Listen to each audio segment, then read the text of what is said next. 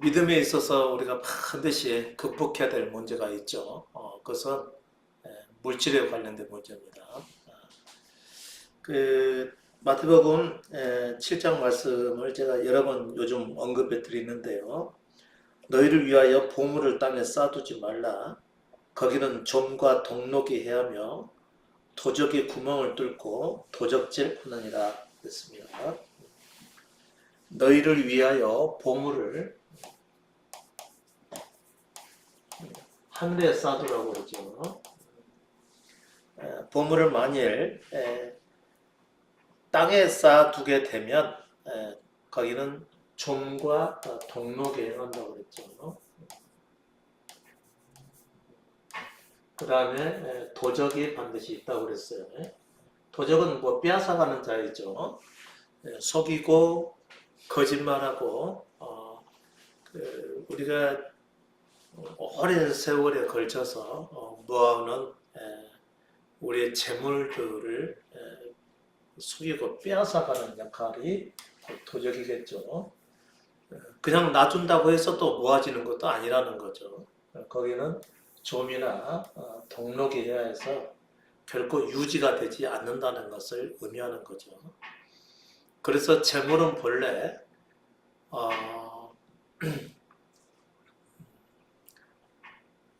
정함이 없다고 얘기를 하잖아요. 내가 이만큼을 재물을 모아두었다. 그런데 이대로 있지 않는다는 거죠. 그것은 뭐 이자가 없다 뭐 이런 얘기가 아니고요. 누군가 와서 이것을 빼앗아 간다는 것을 얘기하는 것이죠. 가만 두어도 문제가 생기고 그리고 누군가가 와서 가져간다는 거죠. 그러니까 정함이 없기 때문에 여기에다가 우리의 많은 인생의 노력이나 열심이나 온 마음을 두고 여기에다가 소망을 두고 행하게 되면 이것을 다 빼앗긴 이후에 내가 써보지도 못하고 결국은 세월만 보내는 결과밖에 되지 않겠습니까? 그래서 우리의 보물을 하늘에 쌓아두라고 그런 것이죠. 하늘에 쌓아둔 일은 결코 이것을 잃는 일이 없다라고 하는 것을 얘기하는 것입니다. 그래서 우리 인생에서 정말 극복해야 될 문제가 있다라고 한다면 그것은 뭘까요? 물질을 숭상하는 마음이죠.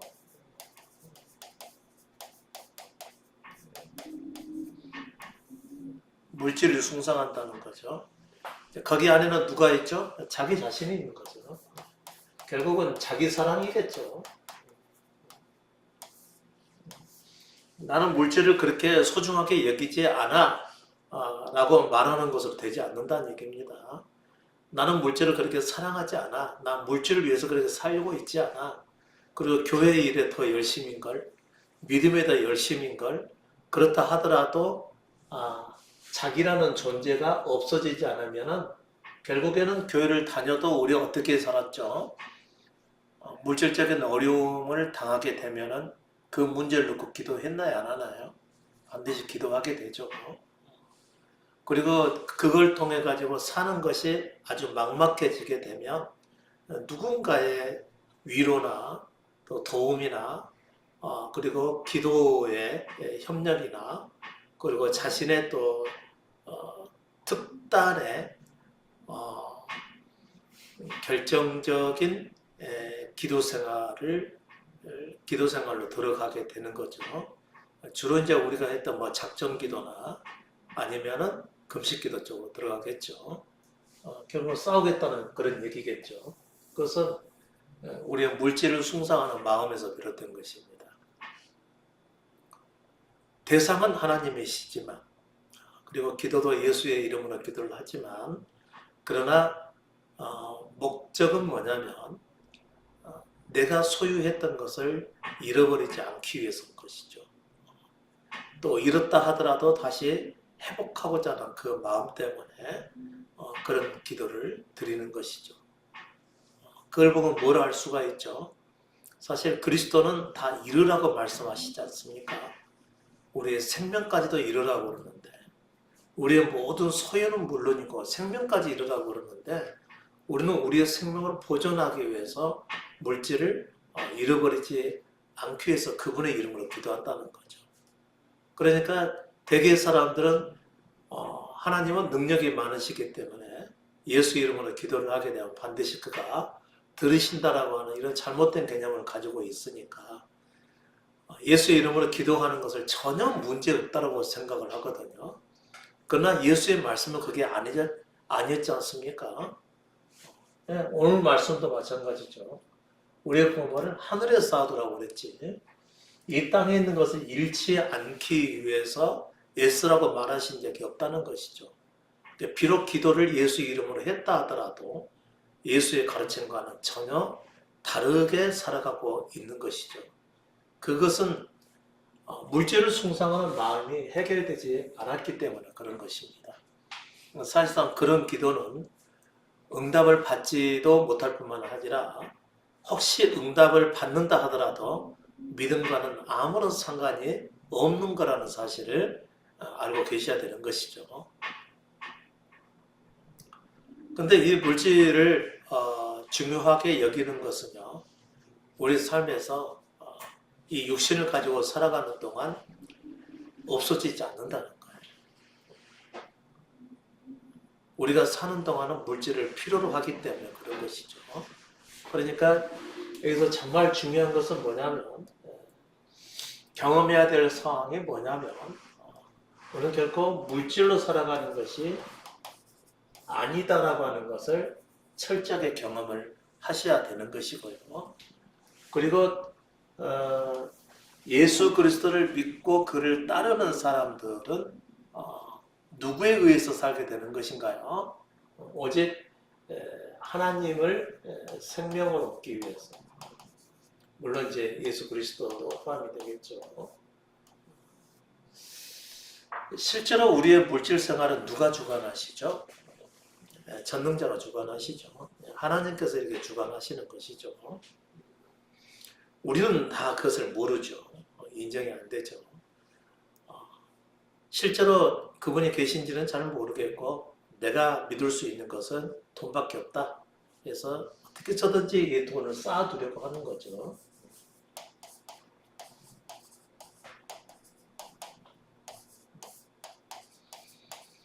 어떻게 저든지 돈을 쌓아둬야 미래가 걱정스럽지 않으니까. 그리고 염려하지 않고 살게 되는 것이니까 철저하게 우리의 소망을 어디에 두죠? 물질에 두는 것이죠. 근데 진정한 믿음을 향해 가는 사람들은 반드시 그리스도로부터 이 물질에 대한 시험을 받게 되어 있습니다. 그래서 네가 나보다 물질을 더 사랑하는지 아니면 나를 더 사랑하는지 반드시 시험하는 때가 찾아오게끔 되어 있어요. 그게 없으면은 이 물질을 숭상하는 마음이 이게 없어지지 않는 거죠.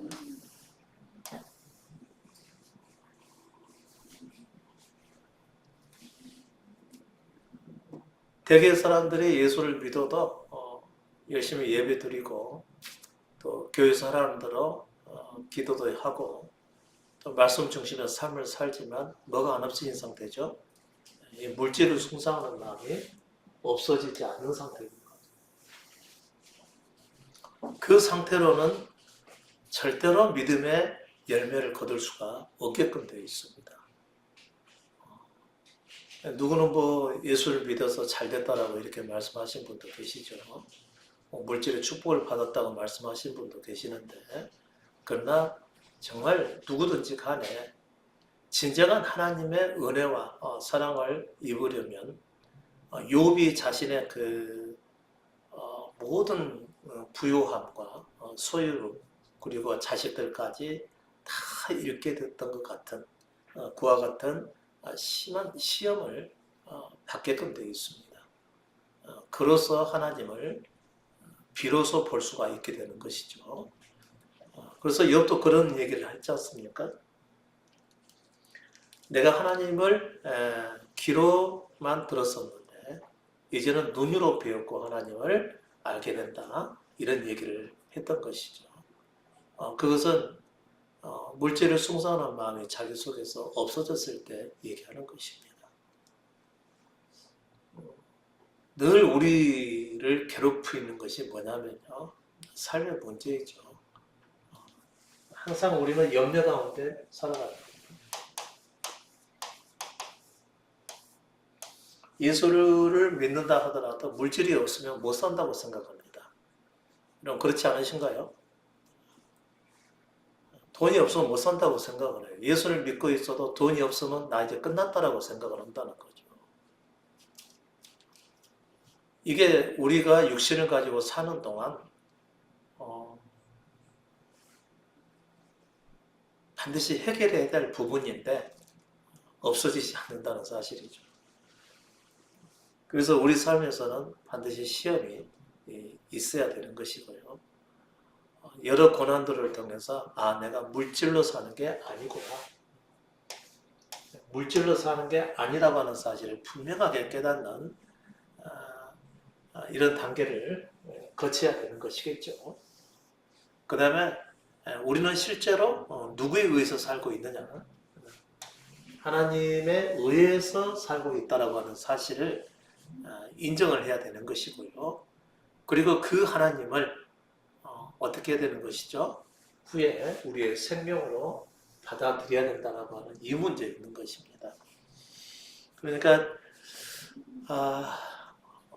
물질로부터 초월된 삶을 살지 않는다면 그는 믿음의 열매를 결코 거둘 수가 없다라고 하는 점이죠.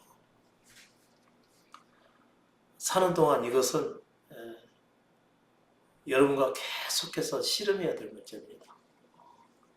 우리가 육신을 벗어나기까지는 이 문제를 계속 가지고 가야 되는 것이겠죠. 계속 따라다닙니다. 계속 여러분의 믿음이 어느 정도 수준에 이르렀든지 간에 우리가 이 땅에 사는 동안 물질의 문제는 계속해서 우리를 따라다니게 돼 있어요. 되었다라고 말할 수가 없습니다. 어떤 사람이 혹시 거듭남을 경험했다 하더라도 되었다라고 말할 수 없는 것은 말이죠. 섰다 하더라도 다시 넘어질 수가 있기 때문에 그런 겁니다. 육신을 가지고 있는 이상 계속해서 물질의 시험은 따라다니기 마련이거든요. 그러니까 여러분께서는 반드시 이 문제를 믿음 안에서 극복을 해야만 되는 것이겠죠. 자, 너희를 위하여 보물을 하늘에 쌓았다. 참, 이 물질이 너무 좋은 것이긴 한데, 그쵸? 좋은 것이긴 한데, 하나님보다 물질을 더 사랑한다면 그 사람의 믿음은 사실상 아무런 의미가 없습니다. 물론 이제 우리 대개의 사람들은 물질을 더 우선으로 사랑하고 있죠. 점점 여기서 건너가야 되겠죠. 그래서 돈을 사랑하는 것은 뭐 때문이죠? 내 안에 하나님이 계시지 않기 때문에 그런 거죠. 그러니까 어떤 사람이 아무리 내가 하나님을 잘 믿고 그리고 하나님을 내가 소유했다 하더라도 하나님 내 안 예수 그리스도께서 내 안에 계신다 하더라도 그 사람이 물질의 문제를 해결하지 못했다. 물질에 대한 사랑, 곧 자기 사랑에 대한 문제를 해결하지 못했다. 그것은 아주 정상적인 믿음이 아니라고 보면 되는 것입니다. 그 수많은 목회자들의 그런 시험이 다 넘어져 있죠. 실제로 믿음의 말씀을 준비하고 증거하고 하나님 말씀이라고 전하면서도 본인들은 그 물질에서 자유롭지 못한 부분들이 참 많이 있거든요. 그렇다면 그건 정상적인 믿음으로 볼 수가 없는 것이죠. 하나님께서는 반드시 이 문제를 시험하시게 되어 있습니다. 그래서 세상에 있는 물질보다도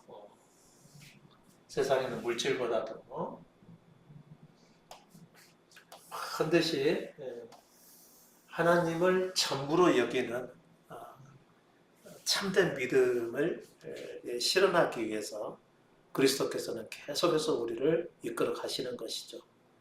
그러니까 이 땅에서 살아가는 동안 진정한 평안이 어디 있겠습니까?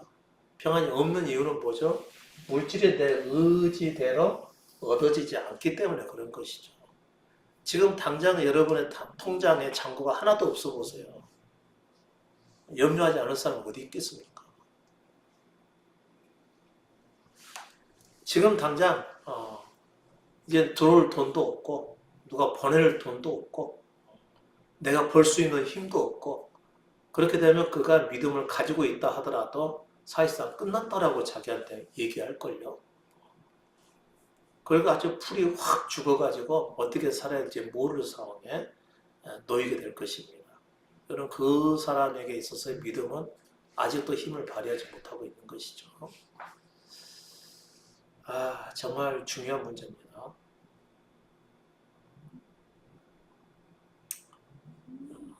그러니까 깨어있지 않으면은 우리는 어느 순간인가 물질 중심적인 삶을 살아가게 된다는 것이죠. 자기 생명을 잃지 않는 사람들은 다 그렇게 살아갑니다. 예수를 믿는데 교회가 지나치게 물질을 강조하는 경우가 많이 있죠.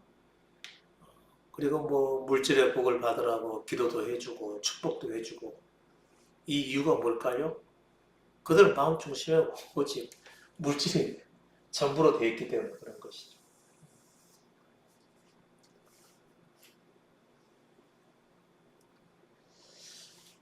그래서 너희 보물을 하늘에 쌓아두라고 하는 이 말씀은 우리가 그냥 쉽게 지나칠 수 있는 그런 말씀이 결코 아닌 것이죠. 수많은 사람들이 세상에서 살아가고 있지만 그들은 결국 무엇을 위해서 살고 있죠? 충분히 쓰고도 남을 만큼의 물질을 추구하고 있다는 것이죠. 물질을 사랑하고 있다는 얘기죠. 잘 안 보이죠?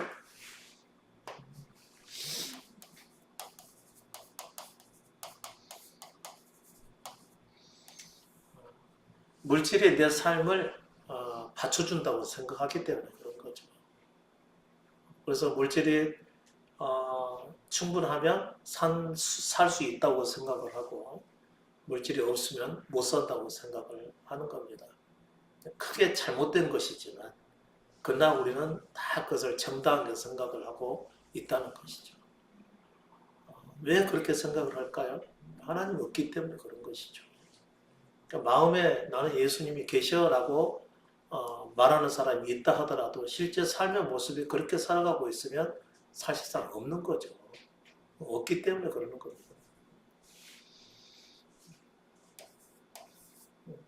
대개의 사람들이 전부 대개의 세상 사람들이 다 여기에 해당하는 거죠. 세상에 속한 사람이라고 한다면 물질을 사랑하게 돼 있다는 것이죠.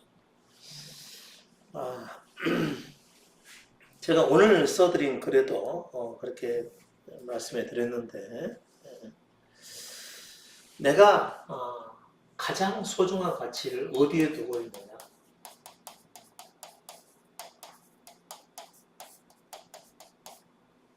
내가 살아가면서 나의 가장 소중한 가치를 어디에 두고 있느냐에 따라서 우리의 발걸음의 향방이 달라지게끔 되어 있죠. 잘 생각해 보시기 바랍니다. 정말 심각한 문제니까요. 그저 우리가 예수를 믿는다고 고백하고 주님 사랑합니다. 그리고 찬송도 부르고 성경도 보고 말씀도 듣고 이걸로는 안 된다는 거죠. 우리의 부패한 생명은 돈을 사랑하게끔 되어 있습니다. 돈을 사랑하는 이유는 뭐 때문이죠? 자기를 사랑하기 때문에 그런 거죠. 그러니까 사실상 믿음보다도 항상 뭐를 더 중요시하죠? 물질을 더 중요하게 생각을 하는 것이죠. 분명히 예수님께서는 자기 소유를 다 잃지 않으면 생명을 얻을 수 없다고 말씀하셨거든요. 자기 생명을 다 잃지 않으면. 근데 우리의 생명이 뭐죠? 물질을 사랑한다. 하나님보다. 가슴을 놓고 한번 생각을 해보시죠. 내가 하나님을 더 사랑하는지 물질을 더 사랑하는 것인지. 그래서 모든 사람들은 물질을 사랑하게끔 되어 있고요.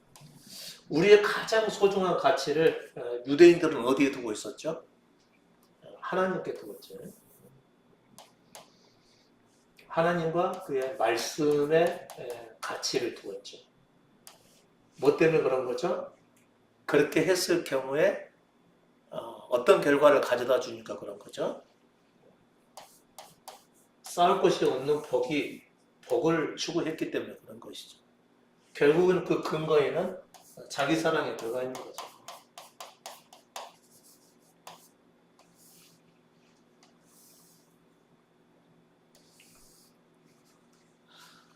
그러니까 하나님을 가장 사랑한다라고 하는 그들도 예수님께서는 뭐라고 말씀을 했죠? 바리새인들은 돈을 좋아하는지라고 그랬습니다. 이 바리새인의 삶은 아주 철저했었죠. 철저히 하나님의 율법 중심의 삶을 살아가고요. 말씀 안에서의 삶을 가장 우선시하는 사람들이었습니다. 그런데 예수님의 평가는 바리새인들은 돈을 좋아한다고 얘기했습니다. 그 수많은 이스라엘 사람들이 존경하고 있는 그 유대인의 랍비, 그들은 돈을 좋아하고 있었다는 것이죠. 그처럼 하나님 말씀 중심의 삶을 산다 하더라도 극복이 안 되는 문제라 그런 얘기인 것이죠. 자, 우리는 그러면 가장 소중한 가치를 어디에 두고 있는 것이죠? 또 한번 살펴보시죠. 나의 가장 소중한 가치는 예수 그리스도라고 말하시는 분들도 있습니다. 아니면 이제 진리라고 얘기를 하는 것이죠. 또 다른 얘기를 하게 되면 복음이겠죠. 복음을 가장 소중한 가치라고 말을 하는 것이죠. 저 역시 그래서 목회자가 되지 않았습니까? 근데 저는 정말 그리스도를 사랑한 줄 알았어요. 근데 살만할 때는 그랬어요. 살만할 때는요. 굶지도 않고 부족하지만 살아가는데 큰 위협이 없는 상태에서는 그랬었습니다. 남들보다 잘 살지는 못하지만 그러나 앞으로 살아가는 삶이 막막해지게 됐을 때는 그때는 좀 달라지더라고요. 그리고 이제 나중에 이제 빚을 지고 갚을 수 있는 능력조차도 없고 더 이상 기댈 만한 희망이 하나도 다 없어졌을 때, 완전히 없어졌을 때는 그때는 다른 문제더라고요. 아, 그때는 정말 하나님이 계신지 의심이 될 정도로, 그리고 하나님을 향해서 제가 정말 당신 살아계신 거 맞냐고 이렇게 물어볼 정도로요. 모든 게 다 무너져 버린 것이죠. 여러분 저 보실 때 어떻게 보여요? 지금 말고요. 예전에는요. 다들 저보다 진국이라고 해서 일반 교회에서도요. 일반 교회에서 신앙생활 할 때. 그러고 나서 이제 나중에 신학교 가서도 정말 신실한 믿음을 가지고 하나님을 섬기려 했었고요. 목회를 시작할 때도 역시 가능하면 정직하게 하려고 했었고 신사적으로 또는 인격적으로 이렇게 하려고 했었던 것이죠. 조금이라도 제 마음에 거스리는 것이 있으면은 그냥 넘어가지 못하는 마음이 고통스러워서 그래도 저는 복음을 가장 소중한 가치라고 생각을 했던 것이죠. 예수 믿는 믿음을 전하여서 사람들이 영혼을 구원받을 수 있다고 하는 것, 이것을 최고의 가치로 지녔으니까 그 어떤 어려움이 찾아온다 하더라도 좀 마땅하게 여겼던 것이죠. 그런데 막상 모든 게 무너지고 더 이상 제가 제기할 수 없는 상황까지 갔을 때는요, 아, 그때는 상황이 달라지더라고요. 그래서 항상 저는 그 순간까지 예수님이 저는 전부라고 생각을 했었는데 결국은 돈이 전부였더라고요. 결국은 이게 전부였더라고요. 저 솔직히 대충 한 사람 아닙니다. 대충 한 사람 아니에요. 정말 잘해보려고 했었습니다. 그런데 제 안에 물질을 숭상하는 마음을 가지고 있더라고요. 없어져 보고 내게서 다 사라져 보고 더 이상 기댈 만한 희망이 없어졌을 때는요. 제가 이것을 사랑하고 있다는 것을 알게 된 거죠. 어떤 사람은 그러고 어떤 사람은 안 그렇다는 게 아닙니다. 아담의 생명을 가지고 세상에 타고난 모든 사람은 다 그렇게 되어 있습니다. 그 생명 가지고서는 절대로 물질보다도 하나님을 더 사랑할 수가 없게 되어 있다는 것이죠. 아마 여러분은 저보다 더 훌륭하기 때문에 그러지 않을 수도 있습니다. 그러나 여러분의 생명이 타고났을 때 아담의 생명을 가지고 탄생을 했다라고 한다면 절대로 이 문제를 스스로 해결할 수가 없게끔 되어 있습니다. 아무리 나는 아니라고 손살에 친다 하더라도 다른 사람은 모르겠는데 저는 못 믿어드립니다. 이미 경험을 해봤기 때문에 그런 것이죠. 그러니까 여러분께서 아무리 나는 물질보다 하나님을 더 사랑한다고 말씀을 하시더라도 믿음으로 들리지 않는다는 것이죠. 적어도 믿음으로 들리려면 자기에 대해서 정말 완전한 죽음을 한번 경험한 이후라면 또 모를까요? 그렇다 하더라도 여전히 세상에 속한 육신을 가지고 살아가기 때문에 완전히 자유롭지는 않다는 점을 아셔야만 된다는 거죠. 대개 우리는 거듭난 생명을 다시 소유하게 되면 그 문제를 극복할 수 있을 거라고 생각을 하지만요. 그러나 여전히 세상에 속한 육신 안에서 살아가고 있으니까 쉽게 극복될 수 있는 문제는 결코 아니라는 것이죠. 자, 아무튼 세상에 있는 모든 사람들은 가장 물질을 사랑합니다. 아닌 사람이 없어요. 어떤 사람은 정말 복음을 소중하게 여겨서 돈 버는 것과는 상관이 없이 정말 해외에 나가서 순수하게 복음을 위해서 헌신하시는 분들도 계시죠.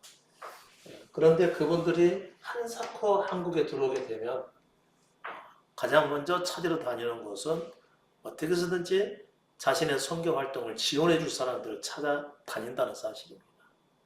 과연 그들이 물질에서 완전히 해방된 사람이었을까요? 절대 그렇지 않을 겁니다. 우리의 생명이 그렇게 되어 있다는 것이죠. 자, 하나님을 가장 소중히 여겼고 그분의 말씀 따라 살았던 대표적인 유대인들로 대표된 이 사람들도 결국에는 자기 사랑이었기 때문에 하나님으로부터 저주를 받아서 한때 지구상에서 사라져버린 것이죠. 이스라엘이라는 나라가 아예 사라져버린 것이죠. 오늘날에는 아니다. 나는 진리를 최고의 가치로 여기고 물질보다도 진리 위해서 살아간다. 이렇게 말씀하신 분이 계시죠. 이것도 조금 제가 더 추가로 말씀해 드릴게요.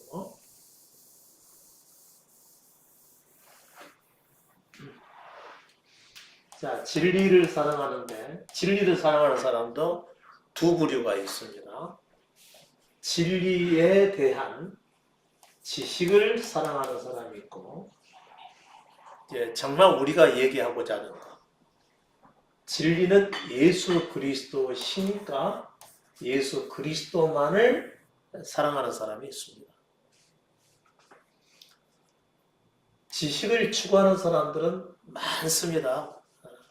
그래서 항상 성경을 봐야 하고 성경을 연구를 해야 되고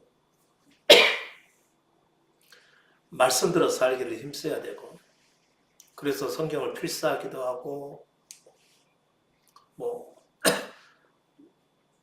매일의 만나처럼 성경을 묵상하고 하루를 시작을 하고요.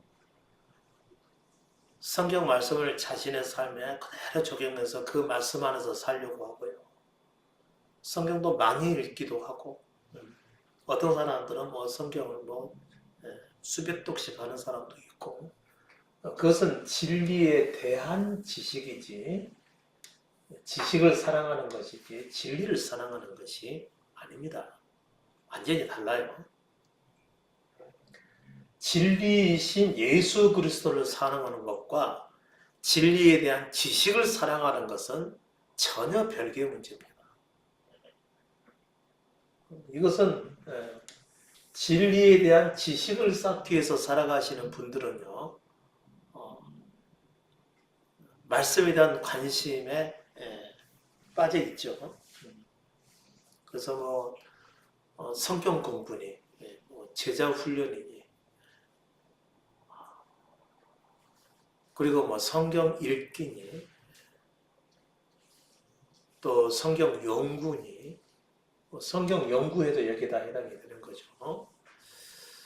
그 다음에 원어를 공부한다는 등, 그 다음에 성경을 다독을 한다는 등, 이런 것들은 전부 진리에 대한 지식을 얘기하는 것입니다. 그들은 진리에 대한 지식을 충만히 가지고 있어서 마치 자신들의 믿는 자인 것처럼 얘기를 하지만 진리에 대한 지식과 진리이신 예수 그리스도는 전혀 다릅니다. 완전히 달라요. 완전히. 하늘과 땅처럼 다릅니다. 왜냐하면 이 영역은 세상에 있는 영역이고요. 아담의 생명이 주체가 돼서 행하는 일이거든요. 그 다음에 예수 그리스도를 전부로 여기는 것은 세상에 속한 자기 존재를 버리고 예수 그리스도를 전부로 믿는 것이기 때문에 전혀 다른 영역이라는 거죠.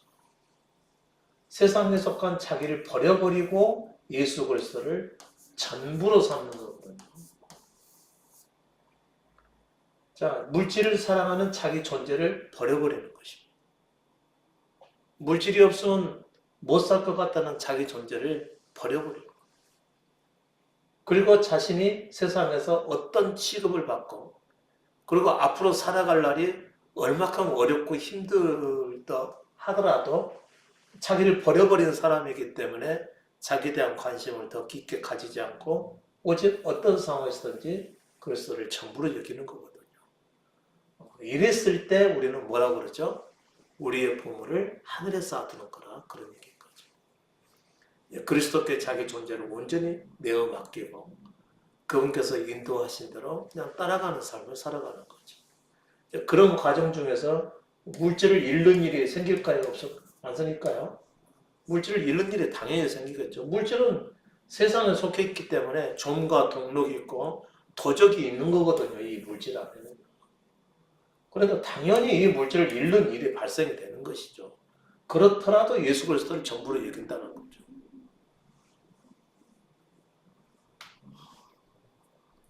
이것을 가르쳐 우리는 보물을 하늘에 쌓아두는 행위라고 얘기하는 것이죠.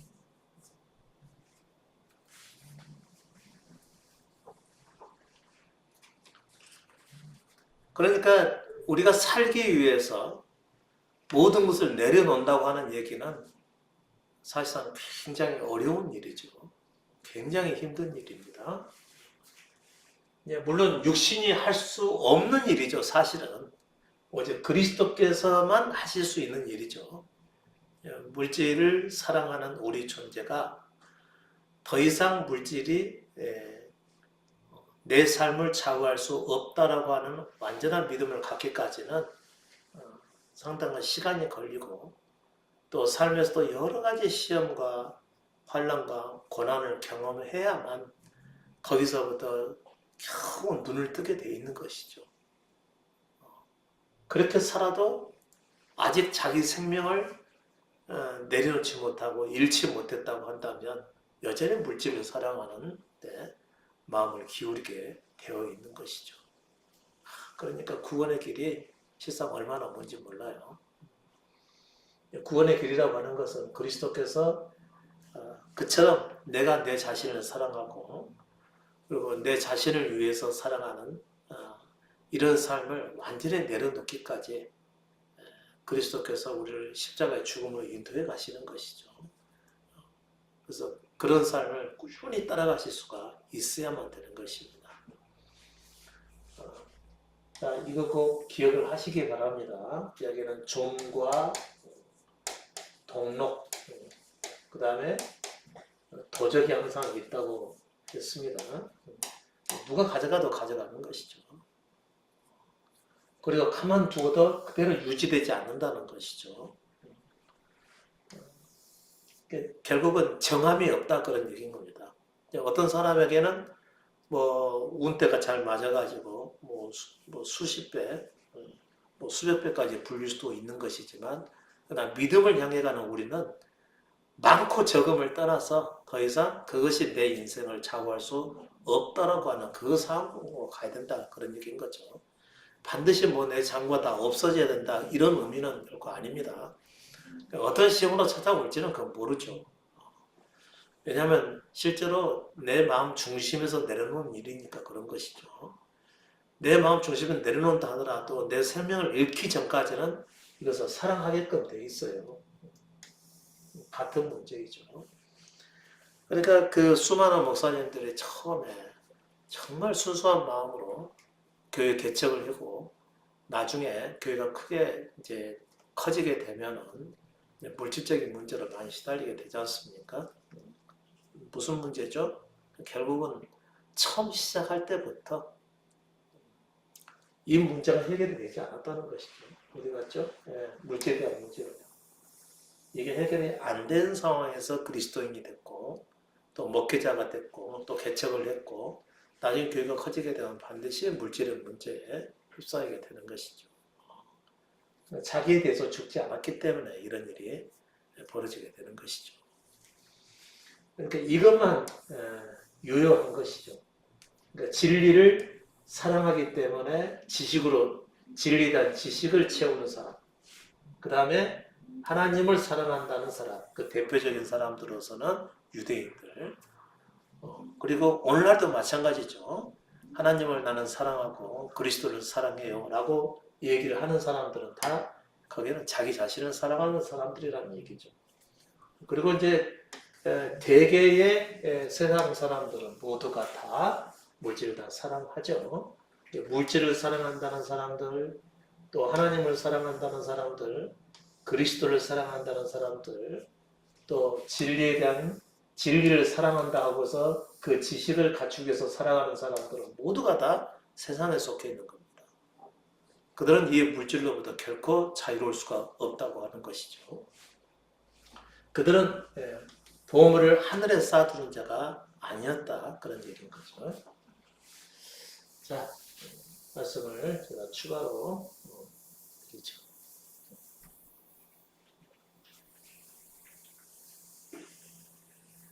우리의 지난 삶을 한번 돌아보세요. 우리가 그 90년도에 80년대 후반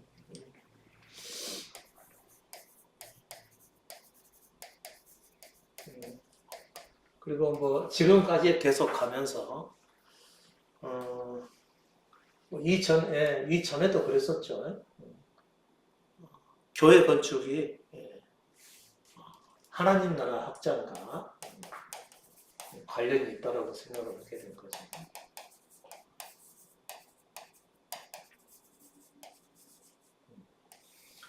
그래서 하나님 나라를 교회 건축하는 것을 하나님 나라 확장으로 동일시하게 여겼기 때문에 교회를 건축하는 것을 굉장히 영광스럽게 생각을 했었던 것이죠. 그 전에도 마찬가지죠. 지금도 아직까지도 마찬가지고요. 이때가 가장 융성했었을 때죠. 특히 90년대에요. 이때는 뭐 붐이 일어날 정도였으니까 건축 붐이.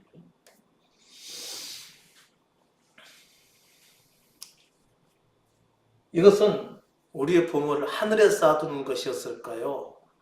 아니면 땅에 쌓아둔 것이었을까요? 땅에 쌓아둔 것이지. 오늘날 보면 알죠. 오늘 뭐 엄청난 규모의 예배당을 지은 교회들 보면은 우리 그 요즘 유럽 교회들이 거의 교회만 덩그러니 남게 되고 이제는 믿는 사람들은 거의 없다고 얘기를 하죠. 교회 건물 처리하는 것이 사회 문제가 될 정도에 이르게 된 것입니다. 유럽에 가서 뭐 보신 분들 많겠지만 유럽 교회는 또 교회가 굉장히 또 화려하잖아요. 엄청난 아주 그 비용이 많이 들어간 건축물들이죠. 근데 우리나라 교회는 그 정도의 건축물들은 아니에요, 사실은. 근데 이제 우리나라 교회들은 거의 흉물이 될 가능성이 많아요. 그쪽에서는 그래도 관광 자원이라도 되는데, 오늘날 우리나라 교회들은 이제 흉물로 아마 잘 나갈 때가 오래지 않을 겁니다. 특히 우리 한국 사람들은 금방 냄비 건성 있잖아요. 금방 뜨고 있어서 금방 차가워지니까. 다른 나라들은 수백 년 동안 진행되어 왔던 것이 우리나라는 그냥 불과 몇십 년 안에 다 이런 것들이 경험이 되는 거겠죠. 결국은 교회는 다 비워져 가게 되죠. 그 다음에 한때 뭐 90년도에 뭐 이때도 교회들마다 수양관 내지는 기도원 짓는 붐이 또 일어났었습니다. 기도원 수양. 요즘 어쩐가요? 유지도 안 돼요, 유지도. 유지도 안 돼요. 그리고 다 요양원으로 탈바꿈하고 있다는 거예요. 유지가 안 되니까 다 요양원으로 탈바꿈하고 있다는 거죠. 여러분들은 그러면 결국은 여러분의 부모를 어디다 요양원 짓는 데다가 드렸을까요? 혹시 기도원에 건축 헌금하신 분들은 아마 그런 결과를 얻게 된 거겠죠. 그 다음에 이제 교회들은 다 비워가게 되고요. 이것도 나중에 우리나라도 심각한 사회 문제가 되겠죠. 엄청나게 많은 교회 수. 어느 건물에 속해 있는 교회들이야. 이제 뭐 다른 용도로 쓰면 되는 것이지만 단독 교회로 되어 있는 그런 건물들 말이죠. 교회 건물들. 다 비워가고 이제 없어져 가게 되겠죠. 성도들도. 최근에 그 부산 쪽에서 어느 목사님이 제게 연락이 왔대요. 그분이 아마 3, 4년 전에도 제게 연락이 왔었어요. 목회자들 모임이 있는데 한번 인도를 해줄 수 있겠느냐. 그때도 그랬고 엊그저께도 또 연락이 왔어요. 도저히 안 되겠다는 것이죠. 도저히 안 되겠다. 이대로는 절대로 안 된다. 그렇게 하다가 이제 또 제가 생각이 나서 또 제게 전화를 해가지고 모임을 한번 가고 싶은데 와주실 수 있겠냐 이렇게 컨택을 해오셨어요. 기꺼이 가겠다고 그랬죠. 저는 기대를 하지 않습니다. 가면 제가 또 뭐라고 말씀드릴까요? 목회를 그만두시라 그러겠죠. 주님의 행하시도록 목회를 그만두시라. 교회를 정리하는 의미보다도 목회를 자기가 하려고 하는 것을 그만두시라 그런 거죠. 제일 치욕스러운 말이 바로 그런 말이거든요.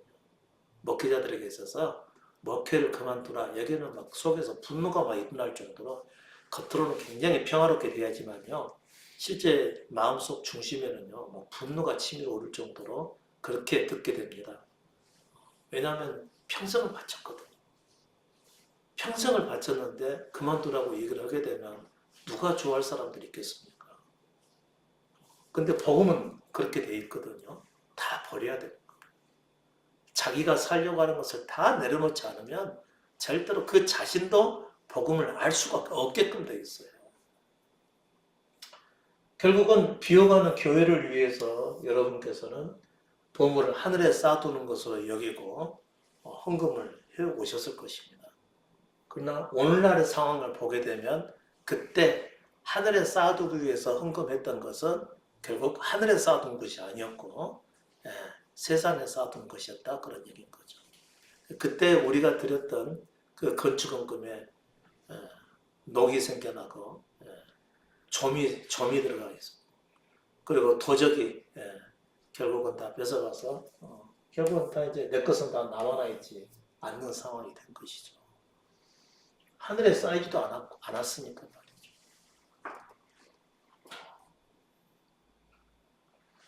누가 그것을 하나님의 나라라고 얘기했죠? 당연히 해당 교회 목회자겠죠. 그리고 또 누가 부추겼을까요? 또 부흥사를 불러서 또 더 많이 헌금하게 하기 위해서 또 부흥사가 또 그 교회 입맛에 맞게끔 또 말씀을 또 바꿔서 또 전하고 그랬겠죠. 결국은 그들이 다 도둑 아니겠습니까? 죄송한 얘기입니다. 그들이 다 도적입니다. 성도들의 돈, 교인들의 돈을 다 갈취해서 하늘에 쌓아둔 것이라고 속이고 땅에 쌓아뒀던 것이죠. 여러분도 그 수많은 세월 동안 열심히 일해서 벌고 그걸 가지고 집을 가지신 분들은 전세로 옮기고 전세에 계신 분들은 월세로 옮기면서 건축헌금으로 다 드린 것이죠. 그러나 그것이 하늘에 쌓은 것이 아니었다 그런 얘기인 거죠. 어떤 교회들은 그 큰 교회를 건축하면서 정말 교회의 중직자들이 전부 집 가진 사람들은 다 팔고 그 돈으로 헌금하고 전세로 옮겨가든지 월세로 옮겨갔다라고 막 자랑하듯이 막 얘기를 했습니다. 여러분 잘 아는 힌돌이라는 그 이름이 들어가는 그런 곳이잖아요. 그것을 아주 자랑스럽게 얘기를 했어요. 근데 보십시오. 그건 나중에 흉물로 반드시 남게 됩니다. 아마 여러분 세대에서 보게 될지 그 다음 세대에서 보게 될지 모르겠지만 얼마 남지 않았어요. 그리고 그 교회는 또 이권을 가지고 서로 둘로 나뉘어서 싸우게 되겠죠. 그것은 봉우리를 하늘에 쌓았던 것이 아니었기 때문에 그런 것입니다. 우리 많이 속아봤죠. 속은 우리도 잘못이 있습니다. 왜냐하면 성경에는 분명히 보물을 하늘에 쌓아두라고 그랬지 땅에 쌓아두라는 얘기는 없었거든요. 말씀을 보고 잘 파악하지 못한 우리들도 책임이 있죠. 그들의 말이 다 옳다고 여기고 그냥 따라갔으니까 말이죠. 숨이 차네요. 잠깐 쉬었다 하실까요? 아무튼 그 보물을 하늘에 쌓아두라고 하는 이 의미를 제대로 몰랐기 때문에 그랬던 것이죠. 참 비극이죠. 비극이긴 한데 그래도 우리가 사는 동안 늦음하게라도 이런 말씀을 또 들을 수 있고 대할 수 있으니까 얼마나 다행스러운 일 아닙니까? 자, 그러면 믿는 자는 반드시 이 문제가 해결되기 위해서 물질에 대한 시험을 한번 당해야 되겠죠. 아마 와야 정상입니다. 시험을 당하는 것은 달가운 일은 아니지만 그러나 그게 오지 않으면 우리 내면에서 물질보다도 하나님을 더 사랑할 수 있는 길이 없다라고 하는 사실을 알으셔야 되는 것이죠. 자, 21절 말씀 보게 되면 네 보물이 있는 그곳에는 네 마음도 있느니라 그랬죠.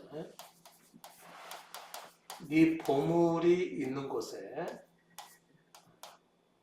네 마음도 있다고 그랬죠. 그러니까 우리의 마음은 어디로 쏠린다는 거죠? 우리의 보물로 쏠린다는 거죠. 그러면 내가 그래도 하나님보다 물질을 더 사랑한다면 내 마음이 그쪽 물질로 쏠릴 것이고 물질보다도 하나님을 더 사랑한다면 하나님 쪽에 쏠리게 되겠죠. 물질보다도 진리이신 예수 그리스도를 더 사랑한다면 그쪽으로 여러분 마음이 쏠리겠죠. 그러니까 우리가 지금 이 모임을 통해서 혹시 이제 그리스도의 말씀을 듣는다고 가정을 해봅시다.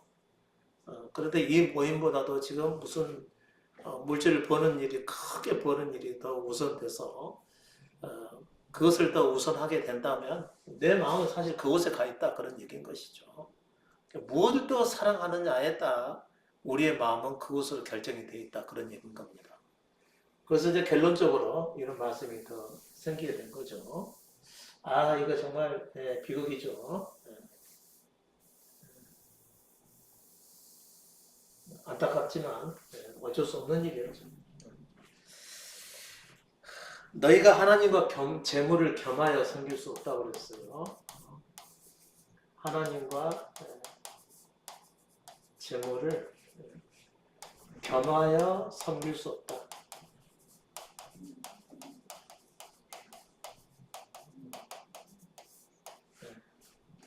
그러니까 하나님과 재물을 같이 사랑할 수가 없다 그런 얘기인 거죠.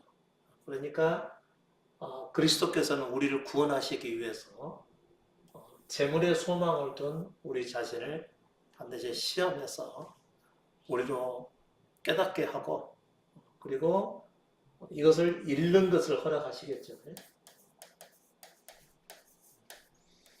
여기서 잃는 것은 반드시 없어진다는 의미가 아니고 내 마음에서 나는 물질과 상관없이 그리스도로 살아가는 자라고 하는 것을 이제 선택하는 그런 상황까지 가겠다 그런 얘기겠죠.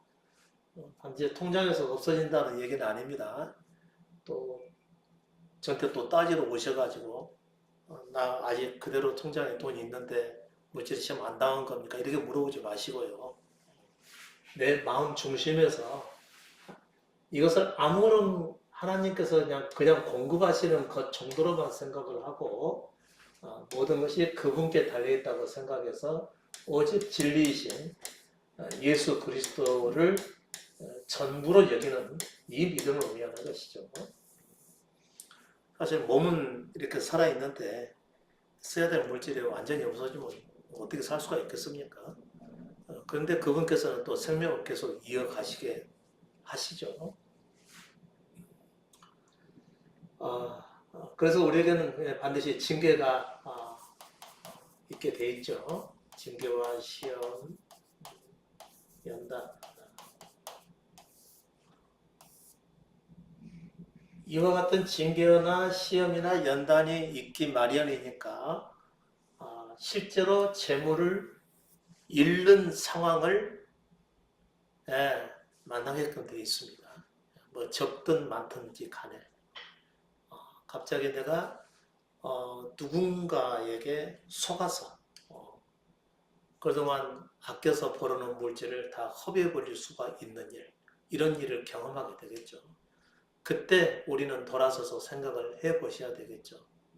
내가 이 물질은 그냥 내가 살아가는 데 있어서 주어진 정도로만 여기는 것인지, 아니면 그것 때문에 너무 고통스러워서 몇 날 며칠을 식음을 전폐한다든지, 그렇게 되면 하나님이 아니라 재물을 사실상 사랑하고 있는 거죠. 생명과 같이요. 그런 일들을 통해서 내 믿음이 잘못됐다 라고 하는 사실을 깨닫게 되고, 그리고 그것이 계속되면 더 이상 물질과 상관없이 그리스도로 예수 그리스도, 진리이신 예수 그리스도로 살고자 그분의 긍휼과 은혜를 먼저 구하는 상황으로 바뀌어져 가게 되겠죠. 그랬을 때 우리는 계속 자기 신에 대한 십자가 죽음을 향해서 살아가게 될 것입니다. 잃게 될 때 고통스럽지 않은 사람이 어디 있겠어요? 잃게 될 때. 그런 상황에서 제가 한 사람의 말을 여러분에게 써드렸죠. 바로 노자의 말입니다. 노자가 뭐라고 낸 거죠? 제가 글에다가 올려놨는데 노자가 이렇게 얘기를 했어요. 누가 너에게 해악을 끼치거든. 어떻게 그 시대에 이런 말을 하게 됐는지 참 다시 보이더래요. 다시 보이더라고요. 노자나 장자 뭐 이런 인물들이 다 다시 보이더라고요. 써드릴게요. 그게요. 누군가 너에게 해악을 끼치거든 안갚음하려 들지 말고, 안갚음하려 하지 말고, 이건 쉬운 말로 뭐죠? 원수를 갚으려고 하지 말고, 이런 얘기죠. 강가에 고요히 앉아. 강가에 고요히 앉으라고 그랬어요. 조용히 앉아. 강물을 바라보아라. 그러면 머지않아 그의 시체가 떠내려올 것이다 그랬습니다. 참 재밌죠? 어, 이렇게 재밌는 말을 그 사람이 쓸 줄이야 생각도 못했네요. 자, 누군가로부터 해악을 당하게 되면 우리는 너무 그 분노심에 어떻게 쓰든지 대갚아주고 싶고 아니면 뭐 경찰의 힘이나 검찰의 힘이든지 그와 관련된 어느 정치인의 힘이든지 누구의 힘이든지 간에 이용하려 할 거란 것이죠. 뭐 참을 이룰 수가 없죠. 그 돈 어떤 돈인데 하면서 말이죠. 그것도 뭐 몇천도 아니고 뭐 수억에 해당이 되고 뭐 그 수십억에 해당하는 사람도 있겠죠. 자신의 재물의 정도에 따라서요. 그렇게 되면 뭐 거의 잠을 못 자죠. 내 인생 끝났다고 생각이 되니까요. 그리고 자신은 빚쟁이로 몰려가지고요.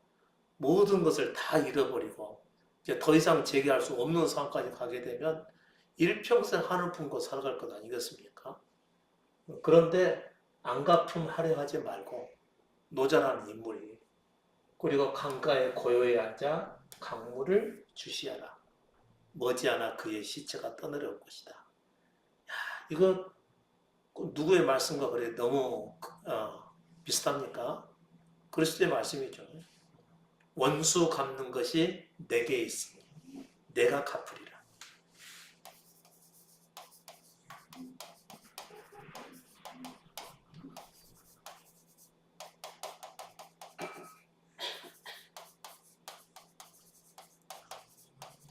제가 이것도 써드렸어요. 원수 갚는 것이 내게 있으니 내가 갚으리라고 주께서 말씀하시느니라. 로마서 12장 19절에 쓰여 있고 히브리서 10장 30절에 쓰여 있습니다. 이 말은 바울이 누구에게 한 얘기죠? 교인들에게 한 얘기 아닙니까? 초대교회 교인들에게. 초대교회 교인들은 어떤 사람들이죠? 십자가를 향해 가는 사람들이죠. 그러면 십자가를 향하여 참된 믿음을 향해 가는 사람들이 당한 일이지 않습니까? 그들에게 원수가 생겨난 것이라는 거죠.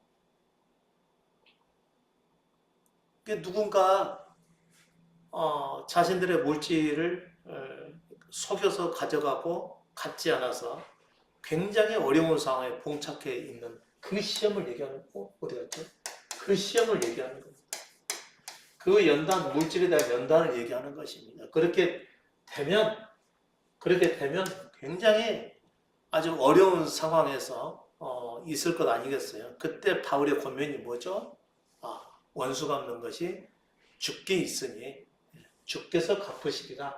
이 말씀을 믿으라. 그런 얘기를 하는 것이죠. 그리고 우리는 그 물질과 관계없이 오직 주를 향해서 살아가라. 이런 얘기인 것입니다. 제가 시험이 온다고 제가 말씀했죠. 아니나 다를까 바울은 십자가를 향해 가는 당시의 성도들에게 원수 갚는 것이 주께 있으니 주가 갚으실 것이다. 그러니까 너는 네가 갚으려고 하지 말고 그 때문에 분노에 아주 그 시달리듯이 거기에 매여 있지 말고 오직 너는 그의 나라를 구하라 이렇게 얘기한 것 아니겠습니까? 물론 세상 사람들은 뭐가 제일 중요하죠? 우리 이 믿음과 상관없는 사람들, 일반 교회 다니더라도 십자가와 상관없는 사람들은 물질을 최고로 구하게끔 되어 있습니다. 그들은 물질이 없어질 상황이 되면 벌써 기도로 돌림을 하게 됩니다. 그들도 거의 세상 사람과 동일한 것이죠.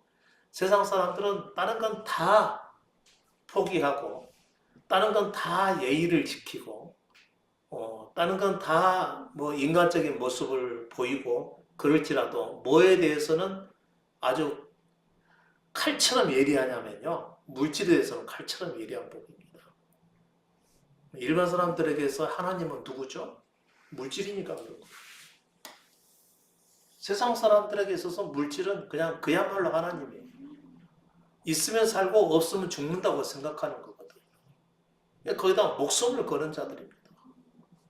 그들은 믿음이 없기 때문에 이와 같이 물질이 믿음이 없기 때문에 물질이 없어진다 하더라도 버티는 힘이 없다는 것이죠. 그러나 우리는 물질이 없어지는 상황이 찾아오더라도 그 원수가 없는 것은 그리스도께 있으니 그분께 맡겨드리고 너는 믿음을 향해서 살라. 그런 거죠. 그러니까 결국은 자기 삶에서 포기가 되어져야 된다는 것이죠. 포기가 되어졌을 때 온 마음이 물질이 아니라 물질에서부터 있다가 이제는 영원한 세계로 향해 가고 하나님 나라로 향하게 되는 것입니다. 이런 일은 우리 삶에서 미안하지만 있어야만 됩니다. 물론 지금 우리 이 말씀을 듣는 가족들 중에는 그런 사람도 있겠지요. 전혀 뜻하지 않는 사고를 만나서 갑자기 물질들이 막 이루어지게 되고 도망가고 이런 일을 경험하게 될 겁니다. 또 내가 잘못해서 생기는 일일 수도 있고 다른 사람의 잘못으로 인해서 막 없어지는 그런 경우도 있을 거예요. 그러나 여러분 물질에 막 어렵겠지만 힘들겠지만 그래도 물질을 향한 마음에서 돌이켜서 그분을 향하실 수 있기를 바랍니다. 이런 과정들을 가르쳐서 우리는 연단이라고 얘기를 하는 것이죠. 물질을 숭상하는 마음을 제거해가는 것이죠. 우리 속에서. 불시험이죠. 그러니까. 우리는 불시험이 제일 무섭다고 하는 이유가 뭘까요? 그만큼 우리는 물질을 전부라고 생각하니까 그런 것이죠. 뭐 몸이 어느 정도 아픈 거, 좀 누군가가 속썩인다는 거, 뭐 이런 것들은 그렇게 큰 문제라고 여기지 않죠. 돈만 있으면 산다고 생각을 하니까. 근데 돈의 문제가 딱 걸려버리면요, 막 숨도 못 쉴 정도로 고통스러운 거거든요. 그런 일을 당하게 하는 이유가 뭐죠? 우리라고 하는 존재로부터 돈에 대한 시험을 통해, 연단을 통해 하나님을 향한 믿음에 있어서 있어서는 안 될 돈에 대한 사랑을 내려놓게 하기 위함이죠. 그래서 우리 믿음이 더 순수해지도록 인도해 가시는 것입니다. 이게 그리스도께서 하시는 일입니다. 그러니까 내가 예수 믿어서 이 지경에 됐다거나 예수를 안 믿었으면 이런 상황까지 오지는 않았을 텐데 그러면서 아쉬워하거나 그렇게 할 필요가 없죠. 후에 현재의 고난은 장차 다가올 영광과 좋게 비교할 수 없도다라는 말씀처럼요. 실제로 그분의 나라를 경험하시게 되면 그때는 다 잊어버리게 됩니다. 세상의 아인한 기쁨을 인해서 산고의 고통을 다 잊어버리듯이 말이죠. 산부가, 임산부가. 그런 것처럼 우리도 그 많은 어려움들을 경험하면서 뭐 죽고 싶을 때가 한두 번이었겠습니까? 근데 막상 그리스도를 생명을 얻고 난 이후에는요, 다 잊어버립니다. 그리고 그리스도가 전부 되신 것을 기뻐하게 되는 것이죠.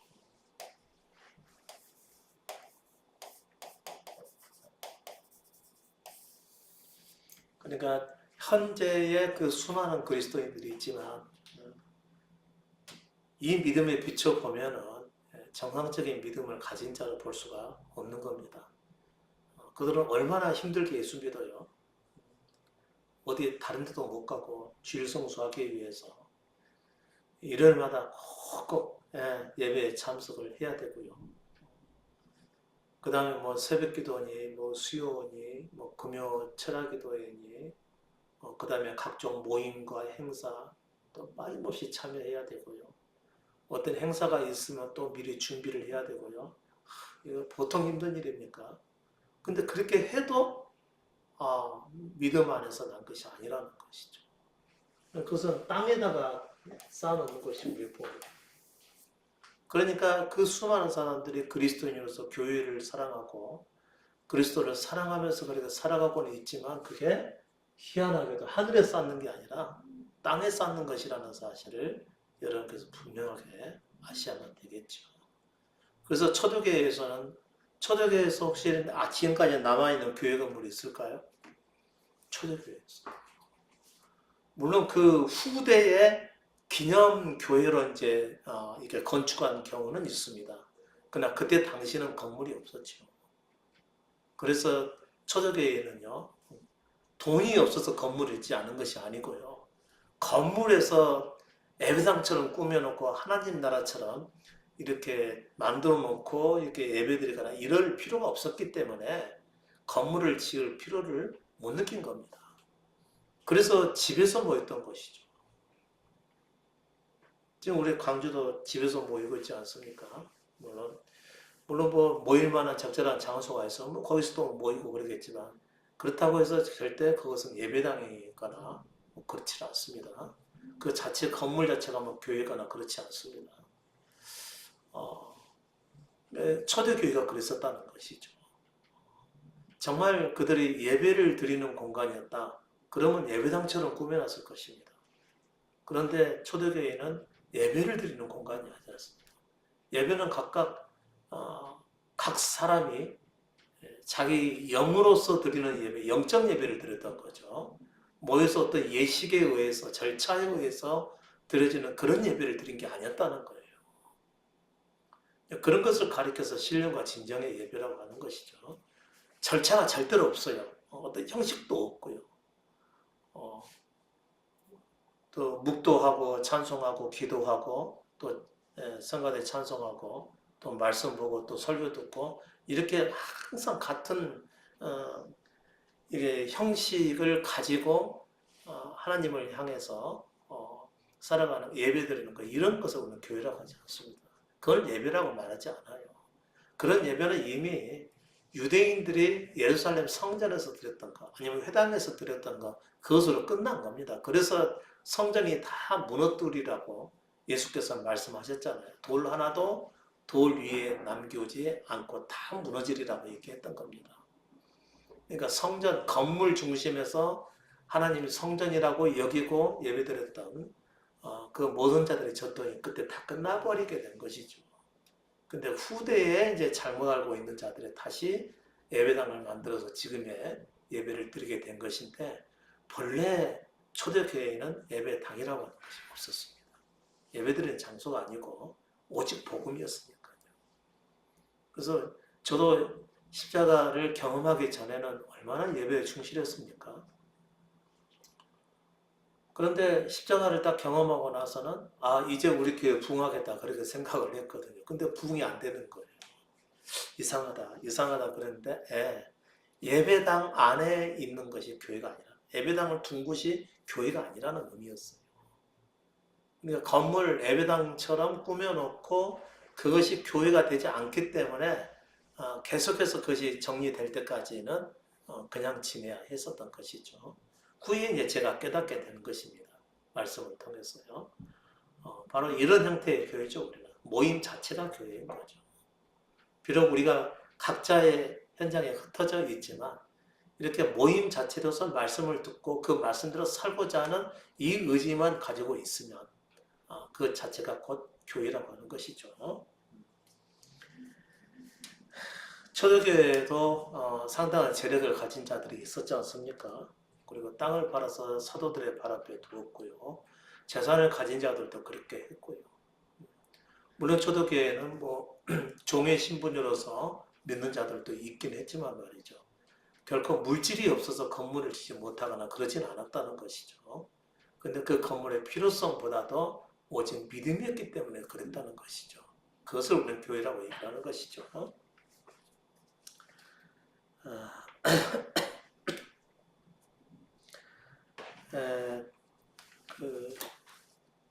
앤드루 머레이가 쓴 책 안에는 이제 이런 얘기가 나와 있습니다.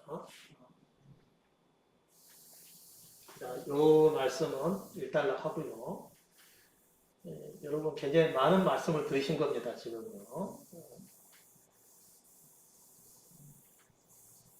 무작정 현재 교회들을 제가 비방하는 것이 아닙니다. 단지 몰랐던 우리, 그리고 보물을 하늘에 쌓아두는 진정한 믿음을 향해서 살아가는 것이 우리에게 그만큼 필요하다고 여겨져서 드리는 말씀인 것이죠. 그러니까 보물을 하늘에 쌓는 행위는 뭐죠? 철저히 그분의 말씀 안에서 살아가는 거겠죠. 자기 부인. 자기 속에서 나오는 뭐든지 여러분 다 내려놓는 겁니다. 자기 속에서 나오는 거, 우리의 생각, 우리의 느낌, 우리의 뭐 감정, 우리는 상당히 감정에 약하죠. 갑자기 큰 일이 닥칠 것 같은 두려움이 사로잡히게 되면요, 안절부절하지 못하지 않습니까? 그랬을 때 느껴지는 그 감정, 이런 것에 속아서는 안 됩니다. 그리고 혼자서 넉넉히 앉아서 어떤 고민된 문제를 가지고 막 생각을 하거든요. 생각해봐야 소용없죠. 그 생각들은 절대로 진행이 안 됩니다. 그 생각에 골똘히 빠져 있으면 절대로 안 돼요. 절대로 그 생각대로만 진행이 안 됩니다. 항상 뭐든지 그분께 나를 부인하고 그분께 내 존재를 완전히 맡겨서 그분께서 열어주신 대로 살아가야 됩니다. 맡기면 그분이 행하십니다. 이것은 분명해요. 내 생각대로 진행은 되지 않아도 내 모든 것을 그분께 맡겨드리고 그분께서 일하실 것을 기대하고 그냥 살아가면 그분께서 행하십니다. 이것은 딱 정해진 겁니다. 어떻게 행하실 것인지는 몰라요. 각자의 상황이 다 다르기 때문에. 그러나 그분이 행하시는 것은 우리의 내면을 깨끗하게 만들어 가시는 겁니다. 아까처럼 물질에 대한 사랑하는 마음, 그러나 그 안에 숨겨져 있는 자기 사랑, 이런 것들 다 드러내시는 것이죠. 우리를 구원하시기 위해서 그분께서는 물질의 고초를 당하는 것을 허락을 하신다는 얘기입니다. 그러니 그분의 사랑이 얼마나 크신 거예요. 우리는 물질이 많은 것을 그분의 사랑이라고 생각하시겠지만 그분의 진정한 사랑에 오면 우리를 살리시기 위해서 우리에게 불필요한 것들을 제거하시는 일을 행하신다. 그런 얘기인 것이죠. 그러니까 혹시 지금 시험을 당하시는 분이 계시다고 한다면 그리스도의 계획대로 내가 잘 가고 있구나 이렇게 여기시고 안심하실 수 있기를 바라요. 오히려 이게 그분의 사랑이구나 생각하시고 기뻐하셔야 될 문제라는 것이죠. 안 기쁘시겠지만 말이죠. 아무튼 보물을 하늘에 쌓아두는 것은요, 우리 인조에서 나눠주는 말씀처럼 자기를 부인하고 날마다 자기 십자가를 지고 그리스도께서 펼쳐주시는 삶을 있는 그대로 받아들이는 겁니다. 그리고 내일 일은 생각하지 말고 오늘 하루만 즐겁게 잘 사시라고 하는 거죠. 아셨죠? 지금도 말씀은 듣는데 줌은 켜놨는데 생각을 좀 딴 데가 계신 분도 있을 수도 있어요. 근데 때가 되면 또 말씀이 들려올 때이면 다시 듣게 될 가능성이 많죠. 그러니까 세월을 아끼셔야 됩니다. 말씀이 들려질 때마다 여러분 심령에 박히도록 듣는 것이 굉장히 중요하죠. 자, 보물을 하늘에 쌓아두시기 바랍니다. 그것은 계속해서 내 것을 내려놓고 그리스도를 전부 삼고 그냥 따라가는 겁니다. 이게 보물을 하늘에 쌓는 것이고 그렇게 하신다면 결코 없어지지 않을 거라는 거죠.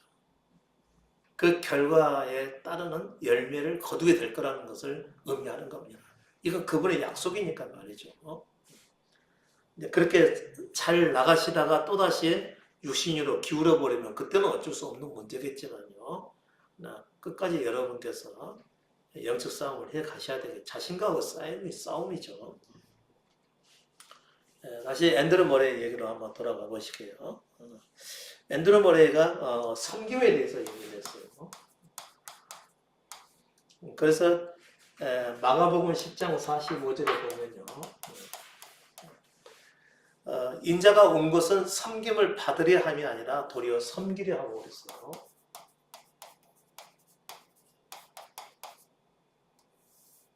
자, 그리스도께서 세상에 오신 것은 섬기기 위해서 오셨다는 것이죠. 뭘 섬기는 거죠? 참된 믿음을 갖도록 섬기는 거죠. 방금 제가 여러분에게 드렸던 말씀을 전하고 그 안에서 살도록 계속해서 권면하는 것입니다. 이걸 바로 섬김이라고 얘기를 하는 것이죠.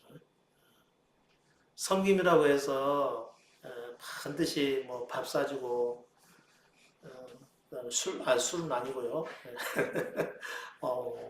또 뭐 그 사람 좋아하는 선물 주고 같이 막 놀아주고 뭐 이런 걸 얘기하는 게 아닙니다. 성경은 참된 믿음을 가질 수 있도록 계속해서 지원을 하는 것이죠. 그걸 섬김이라고 얘기를 하는 거죠. 그리고 비슷한 말씀으로서 나는 섬기는 자로 너희 중에 있노라. 누가복음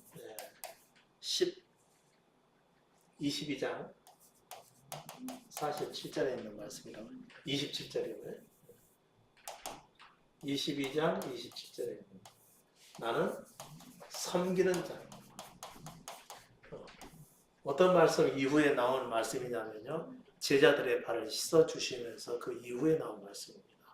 나는 섬기는 자로 너희 가운데 있느니라.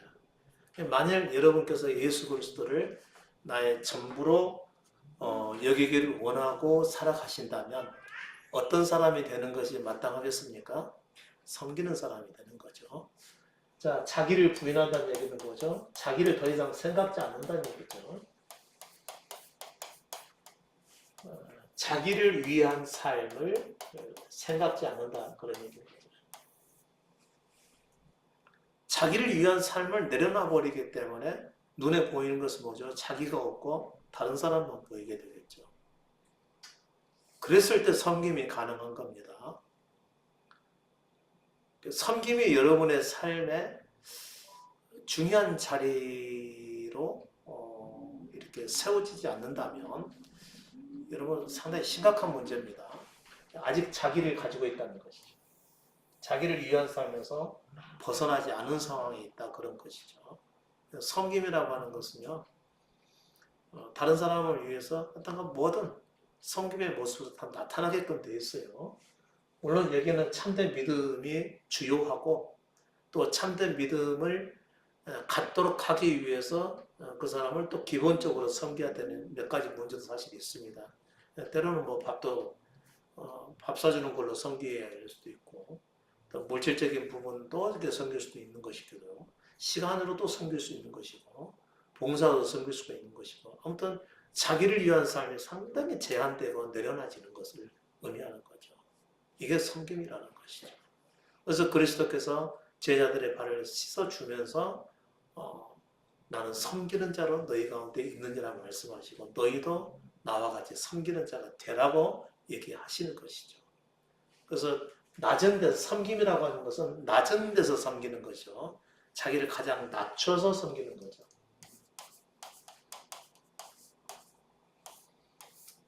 이것이 없으면은 진리를 깨닫는 것이 엄청 어려운 게 아니라 불가능합니다.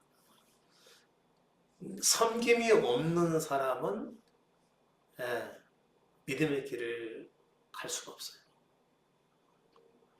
그리스도께서 여러분의 주인이시다고 한다면 여러분은 섬기는 자로 바뀌어서 가야 됩니다. 그러려면은 일단 이 말씀을 알으셔야 되고요. 그 다음에 이제 그분이 실제로 여러분의 생명으로 임하셔야 진정한 섬김의 모습이 나오겠지만요. 그렇지 않다 하더라도 적어도 여러분이 자기를 사랑하는 삶에서 그리스도를 따르는 삶으로 따라가게 되면 그분께서 행하신 것처럼 여러분도 섬기는 자가 되어야 된다라고 하는 것을 얘기하는 것이죠. 당장 섬김의 모습을 보이라는 얘기가 아닙니다. 그러나 섬기는 자가 되지 아니하면 여러분의 믿음도 아직 온전하다 볼 수가 없다고 하는 것이죠. 그 참된 믿음 안에는 반드시 섬김이 포함이 되어 있다는 거죠. 내가 예수 그리스도를 믿는다 하면서 섬김받는 것을 좋아한다 이럴 수가 없다는 얘기죠. 예전에 우리 교회 다닐 때처럼 부흥사나 목사님들 하는 얘기처럼 목회자들 잘 대접하지 않으면은 진정한 교인을 할 수 없다 이런 얘기는요 있을 수가 없는 얘기고요. 그것은 정말 복음을 모르는 사람들이 하는 얘기고요. 가장 낮은 곳에서 다른 사람을 향해서 묵묵히 말없이 행하는 것을 섬김이라고 하는 것이죠. 그리스도께서 이것을 위해서 오셨대요. 만일 여러분이 그리스도를 나의 생명으로 여기시고 또 그분을 나의 전부로 만나셨다면 여러분이 이미 그런 삶을 살고 있을 것입니다.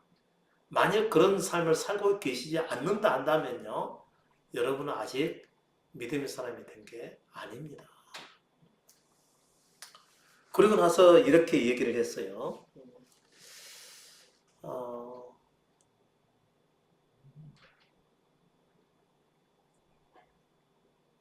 우리의 그 예수 그리스도의 외적인 가르침으로는 우리 안에 있는 교만이라는 마귀를 물리칠 수가 없다라고 얘기를 했습니다.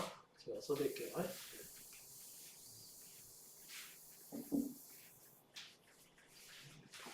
외적인 가르침만으로는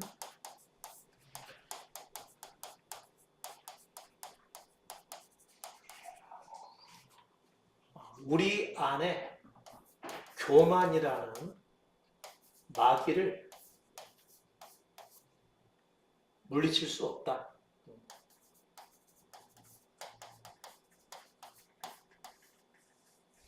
외적인 가르침은 아무리 정확한 복음의 말씀이라 할지라도, 아무리 순수한 복음이라 할지라도 예수 그리스도께서 제자들에게 말씀하신 그 가르침만으로는 절대로 제자들 속에 있는 교만이라는 마귀를 해결할 수 없다, 그런 얘기인 거죠.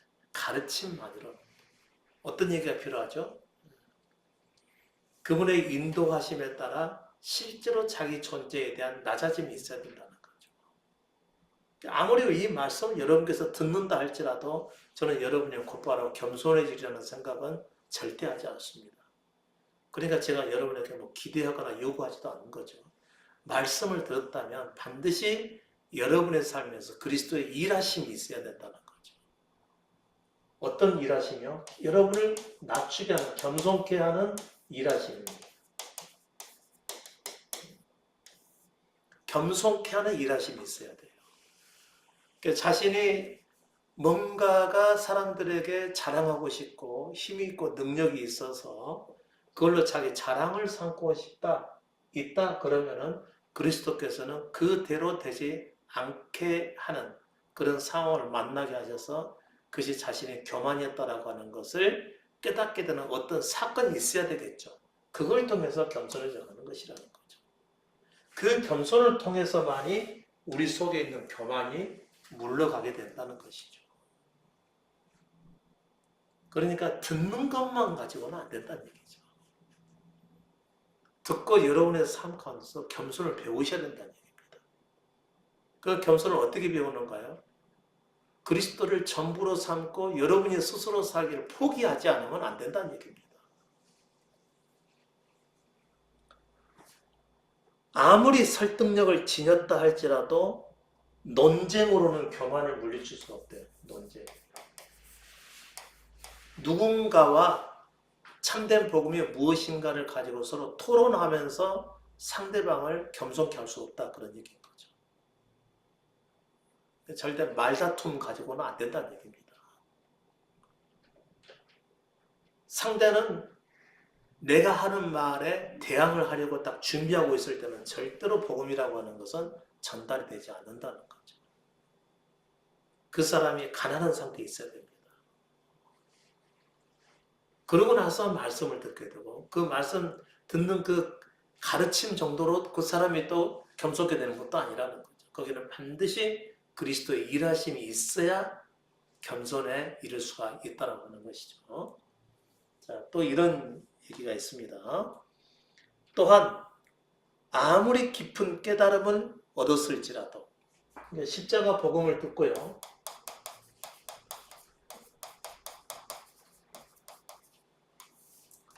현재의 믿음에 상당히 문제가 있구나라고 생각하고 깨달음이 자꾸 얻어질 수가 있습니다.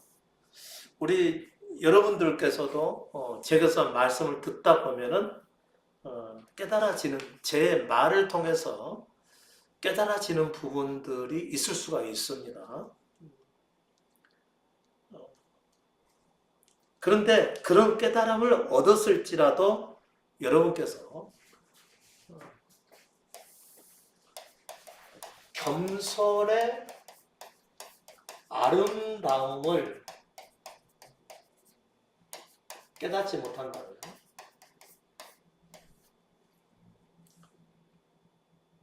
절대로 여러분 안에 있는 교만이라는 마귀를 물리칠 수가 없다라고 하는 점이에요. 앤드루 모레는 아주 굉장히 핵심적인 부분을 얘기했습니다. 믿음에 있어서요. 그리스도는 자신을 섬기는 자라고 얘기를 했어요. 낮은 데서 다른 사람을 향해서 살아가고 있는 이 섬김의 정신, 자기를 낮추는 그것이 얼마만큼 아름답다라고 하는 사실을 몸소 깨닫지 않으면 아무리 말씀에 대한 깨달음이 많다 할지라도 우리 속에 있는 교만을 절대로 해결할 수가 없다라고 하는 거죠. 여기서는 교만이 마귀라고 얘기를 하고 있습니다. 교만이 마귀, 교만이. 내가 다른 사람보다 낫다라고 생각하는 그 순간 이미 마귀가 내 생각을 지금 점령하고 있는 것이죠. 야, 나는 니네하고 달라. 여기에 뭐가 있다는 얘기죠? 마귀가 있다는 거죠. 마귀의 생각이라는 것이죠. 마귀는 자기를 다른 사람보다 높이게끔 되어 있습니다. 자기를 특별한 자로 알게 만들어가는 것이죠. 여러분 일반 교회에서도 그런 말을 자주 하죠. 어떤 얘기죠? 하나님은 당신을 사랑하십니다. 사랑할 만한 것도 없는데 사랑한다고 자꾸 심어주는 거죠. 그 누구의 말이죠? 마귀의 말. 그 말은 사실이에요. 하나님을 사랑한다는 것은 사실입니다. 그런데 있는 그대로 사랑하시는 건 아니죠. 근데 있는 그대로 사랑한다고 믿게 만드는 거죠. 그러니까 얼마나 세상살에 지치신 분들이 교회 가게 되면 위로받고, 그 다음에 그들은 은혜라고 생각하면서 눈물을 막 흘리고 그렇지 않습니까? 그래, 나도 지금까지 당해만 왔지만 그래도 하나님이 나를 사랑하시는구나. 이게 위로가 된다는 거죠. 그러나 하나님은 우리를 사랑하지 않으셔요. 사랑하지 않으니까 우리를 죽음으로 인도해 가시는 거죠.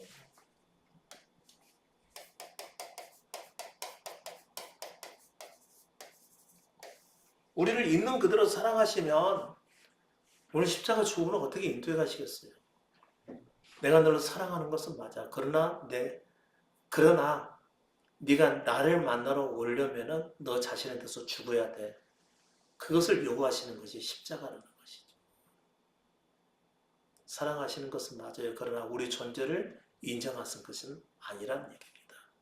그러나 일반 교회는 철저하게 믿게 만들죠. 그래도 나도 하나님을 사랑하시는구나. 이것을 믿게 만들어서 막 은혜를 받게 만들어가는 거죠. 정말 눈물나게 고맙죠, 그건요. 나를 버리지 않고도 그분이 나를 사랑하고 나도 그분을 사랑하고 사랑할 수가 있고,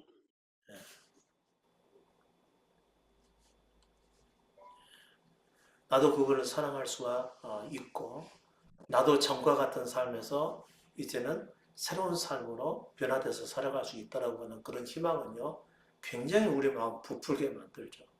이런 것들이 여러분께서 이제 교회 가서 첫사랑이라고 얘기를 하는데 그것은 자신과 교회에 속는 것이지 첫사랑이 아니에요. 첫사랑은 이걸 얘기하는 거죠. 자기 부인. 맞아. 내가 지금까지 잘해보려고 해서 살았었는데 그게 다 잘못된 거였어. 그 다음에 자기 십자가. 내가 아무리 노력해도 안 되는 이유가 바로 나의 십자가가 없었구나. 이것을 알게 되면서 말씀을 깨달아가는 것이죠. 그러면서 진정한 복음을 향한 열정이 생겨나는 게 이걸 첫사랑이라고 얘기를 하는 것입니다. 아무튼 여러분 내 존재를 낮추는 것이 진정한 아름다움이라는 사실을 깨닫지 못하면 우리 안에 있는 교만이라는 마귀를 절대로 내쫓을 수가 없다. 그런 얘기인 거죠. 그러니까 예수 믿고 내가 잘 됐어, 복 받았어.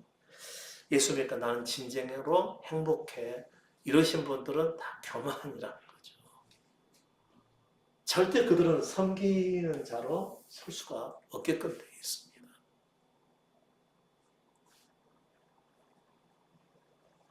그러니까 자기 십자가가 없는 일반적인 믿음과 이 십자가 복음은 너무 차원이 다르다는 거죠. 이것은 동해서에서 멀듯이 하늘과 땅이 다르듯이 그 정도 차이를 보이는 건 전혀 다릅니다. 전혀 다릅니다. 여러분 지금이라도 이렇게 복음을 듣고 새롭게 시작할 수 있어서 얼마나 다행인지 모릅니다. 여러분 진정한 아름다움은 우리 자신을 낮추는 데 있습니다. 자기를 낮추고 오직 그분께 자신의 모든 것을 다 던져드리고 그냥 묵묵히 따라가시고 진정한 섬김이 무엇인가를 아시고 또 그분을 배우고 깨닫게 됐을 때 또 그분을 전부로 여기고 그분께서 알게 해주신 그대로 따라가다 보면요 여러분도 어느덧 그분을 닮아가 있게 돼 있을 거라고 하는 것이죠. 그리고 꾸준히 자기 존재의 죽음에 대한 십자가로 향해 가면서 향해 갈수록 그분은 또 우리 안에서 그분의 일을 행하신 일들을 경험하게 될 것입니다. 오늘은 정말 우리를 힘들게 하는 물질들. 그러나 주님의 사랑은 우리를 그 물질로부터 우리를 해방시키기 위해서 반드시 시험하신다는 사실을 여러분께서 굳게 받아들이시고 삶에서 다가오는 여러 가지 시험이나 연단에서 반드시 이기실 수 있기를 바랍니다. 그리고 항상 섬기는 자로 있기 위해서 겸손을 목표로 삼으시고 그분께서 여러분을 주장하시고 인도해 주시도록 꾸준하게 자신을 그분께 드리실 수 있기를 바랍니다. 오늘은 여기서 마치겠습니다.